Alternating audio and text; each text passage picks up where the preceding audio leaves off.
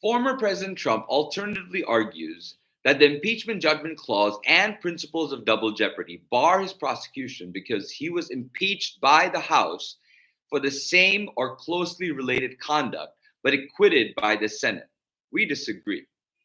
The clause simply does not speak to such matters, but the weight of historical authority indicates that the framers intended for public officials to face ordinary criminal prosecution as well as impeachment.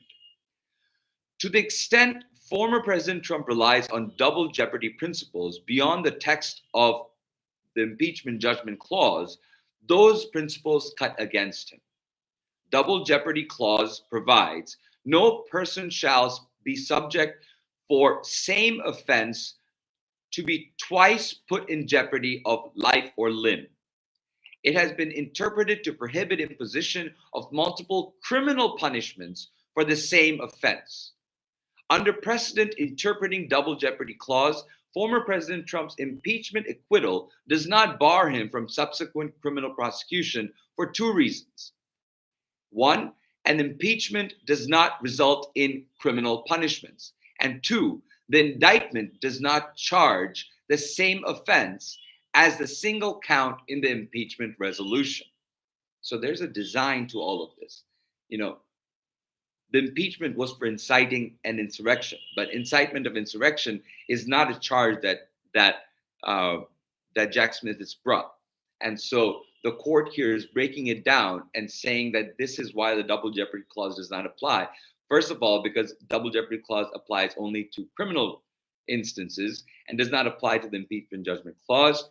I'm going to read further how it explains the impeachment judgment clause here. Double jeopardy guards only against imposition of multiple criminal punishments for the same offense. Although double jeopardy applies only to criminal punishments, impeachment poses political punishments. Impeachment is a political process that is instigated and overseen by Congress.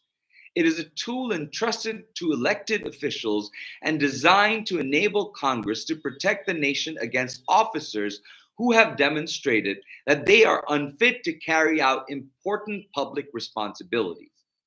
The consequences imposed by an impeachment conviction, removal from office, and disqualification from future service are intended to hold officials politically accountable while leaving criminal accountability to the judicial branch.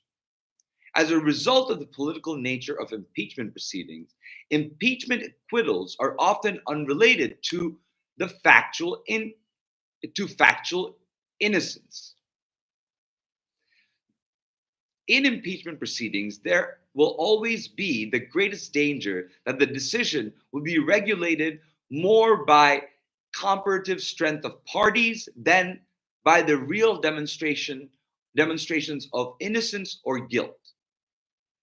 43 senators who voted to acquit Donald Trump relied on a variety of concerns, many of which had nothing to do with whether he committed the charged offense. Indeed, at least 30 senators who voted to quit relied, at least in part, on a belief that Senate lacked the power to convict former president. Because at the second impeachment trial, again, Donald Trump was a former president. And that was the predicate that many of the senators took when they voted to quit. Criminal prosecutions, by contrast, are aimed at penalizing individuals for their criminal misdeeds by taking away their life, liberty, or property. The consequences of a criminal conviction are predicated on a finding of guilt beyond a reasonable doubt. And such consequences can be severe, including asset forfeiture, incarceration, and even death. Criminal prosecutions are overseen by the judiciary, which enforces stringent procedural protections that reflect the gravity of the potential ramifications for the defendant. The double jeopardy clause is one such procedural protection, ensuring that a criminal defendant is not forced to face prosecution twice for the same offense. In light of the very different procedures and purposes associated with impeachment proceedings as compared to criminal proceedings, former President Trump's reliance on the double jeopardy clause is misplaced. Impeachment is not a criminal process and cannot result in a criminal punishment. He does not seriously contend otherwise, and he does not explain why he believes that impeachment can implicate double jeopardy principles when it does not involve criminal punishment. And the reason why he can't is because he can't. It factually is not possible for him to say that because, he has not been criminally punished for it. Even if we assume that an impeachment trial is criminal under double jeopardy clause, the crimes alleged in the indictment differ from the offense for which President Trump was impeached. In determining whether two charges are the same, for double jeopardy purposes, the court applies the same elements test. If each offense contains an element not contained in the other, the offenses are different. An element is, if you're committing a crime, there are certain steps that go towards committing the crime. Breaking and entering, for example, would have breaking and entering a dwelling with the intention of committing burglary. So giving an example of breaking and entering, you'd have to break the door, you'd have to enter through that broken door. Then you have to have the intent of committing a crime when inside to go beyond breaking and entering being the trespass offense. So for the trespass offense, the elements would be breaking the door and entering through. So same way, every crime has elements. So here it says, in determining whether two charges are the same for double jeopardy purposes, courts apply the same elements test. If each offense contains an element not contained in the other, the offenses are different. So if the charges at issue are not the same offense under the test, double jeopardy does not bar the prosecution.